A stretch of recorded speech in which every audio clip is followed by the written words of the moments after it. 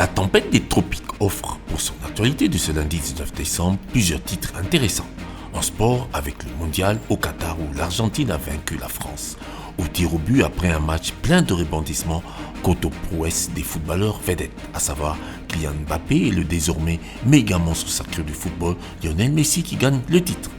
En politique, le même journal annonce que pour les élections en 2023, Félix Tshisekedi désigné candidat du RDT, Rassemblement des démocrates tshisekédistes, dont le coordonnateur national, le Dr Sylvain Mutombo, a pris cette résolution au premier congrès de ce parti organisé du 15 au 16 décembre à Kinshasa.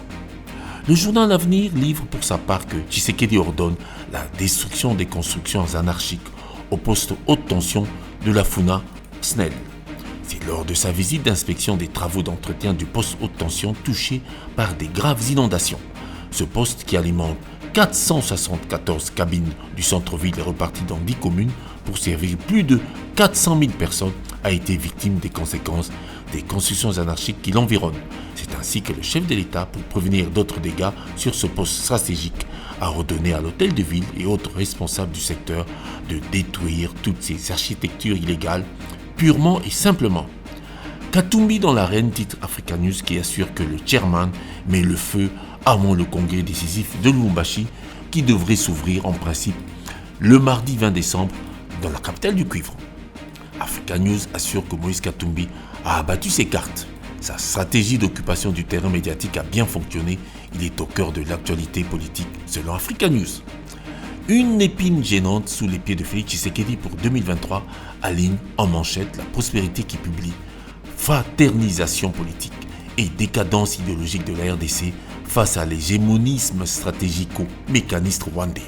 Tribune du philosophe Antoine Dover Osongo Lukadi, docteur, professeur, bref, un monsieur qui a plusieurs flèches dans son arc, qui déploie une abondante théorie à multiples explications qu'on en sort un peu étourdi par cet éclectisme politique.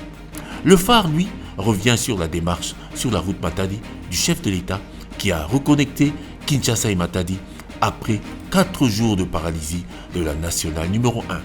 Les usagers de cette route, déclare le phare, ont poussé un ouf de soulagement lorsque le président de la République a donné le signal de la reprise du trafic automobile sur cet axe routier. Ça a été une bonne chose. Merci pour votre attention, mesdames et messieurs.